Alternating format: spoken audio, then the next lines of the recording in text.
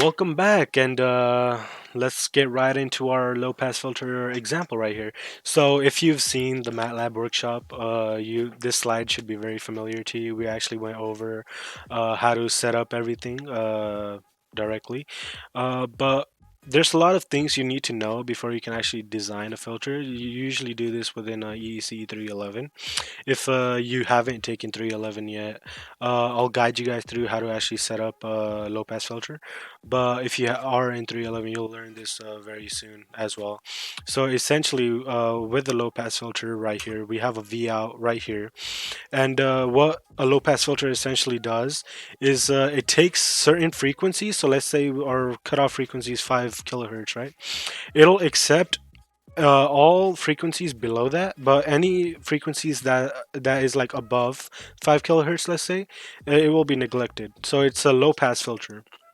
Now, this frequency right here, this cutoff frequency that we set it arbitrarily. You can pick whatever you want, but for our case, we picked 5 kilohertz just to set everything up. And then since we have two different components, we also need to set up either one of these components as well. In our case, we set up the resistor. We said our resistor is going to be 1 kilo ohms. Now that leaves no room for us to decide what the capacitor is. We actually have to calculate what the value of the capacitance is based off of the cutoff frequency and the resistance value. And we'll do that real quick right now. But essentially, with a low pass filter or any filter, you're going to have a transformation function, which is essentially right here. This transformation function we covered a lot within the MATLAB workshop. This is essentially heavily needed to actually make the filter work within the MATLAB workshop. But within this, we don't really need to set up anything. We can just plop in the values and see how LTspice reacts or how the simulation behaves. But before we actually simulate and to make sure that we have a correct value for the capacitor, we'll actually quickly go over what a low pass filter is and how to basically design one on paper. I did this earlier. It should have been one of these. Where did I do this?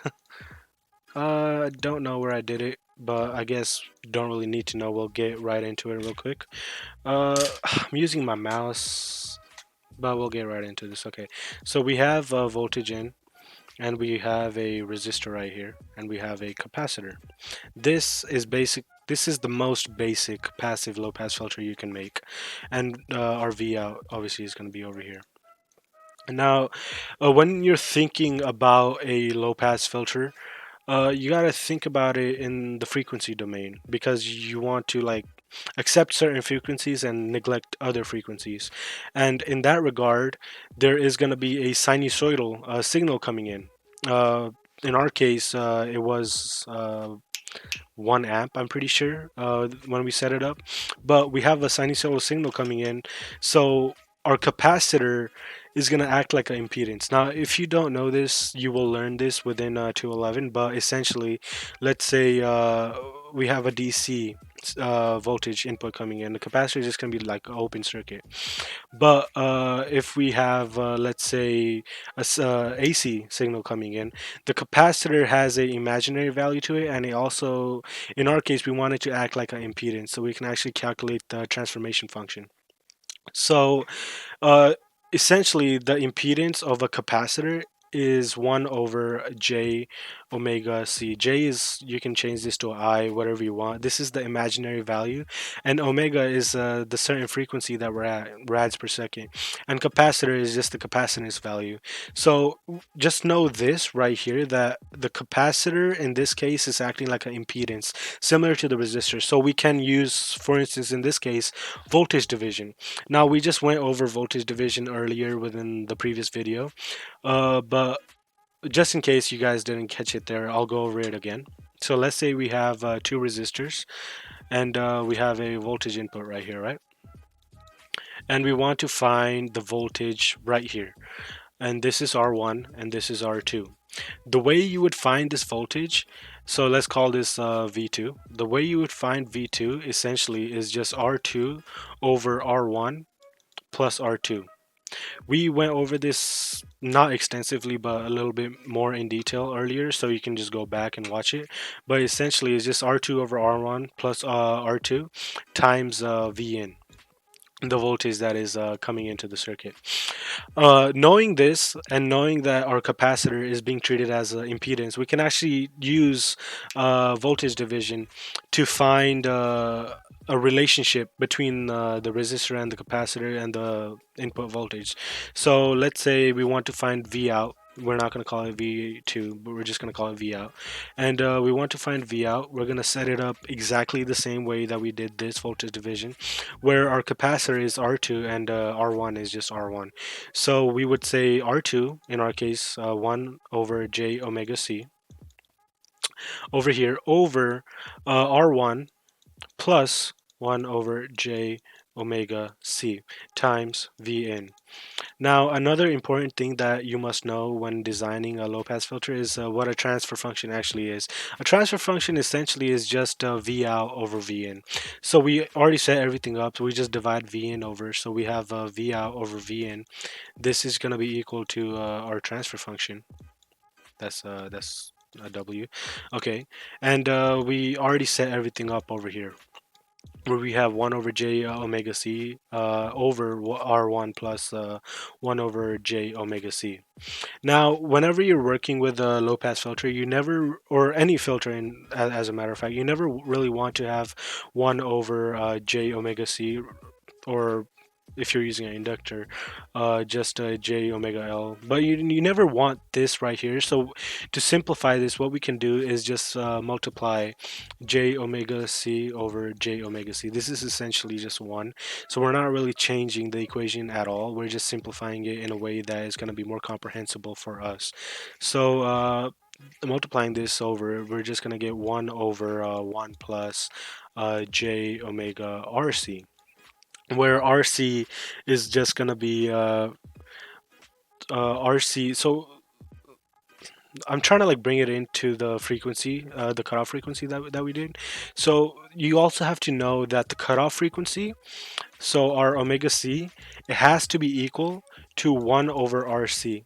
In this case, 1 over RC, because we have j omega RC right here. So 1 over RC should be equal to the cutoff frequency.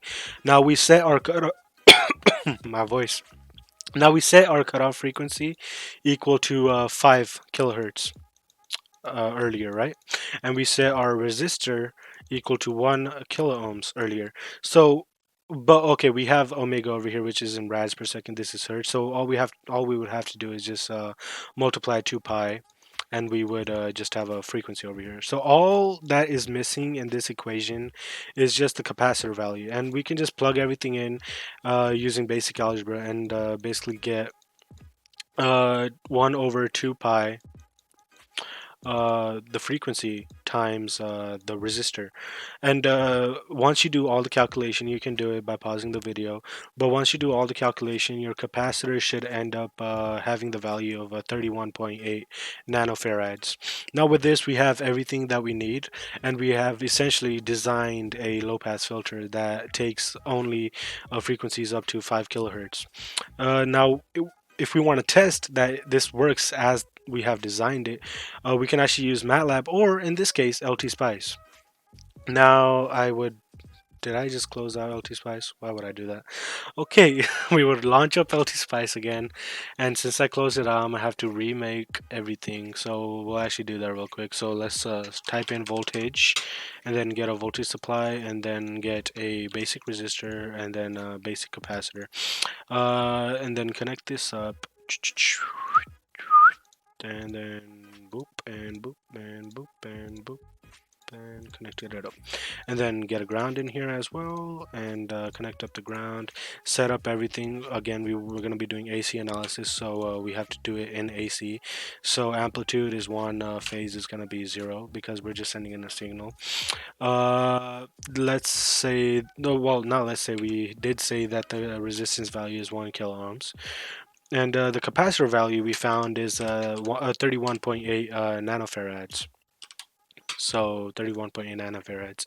And then we can just add in a DC, or not a DC, dot AC operation right here with decade. and then 10 kilohertz. We went over this earlier, so I'm not going to go over it again. And then all we have to do is just simulate it and simulate the V out. Now, notice that this is in dB scale, right?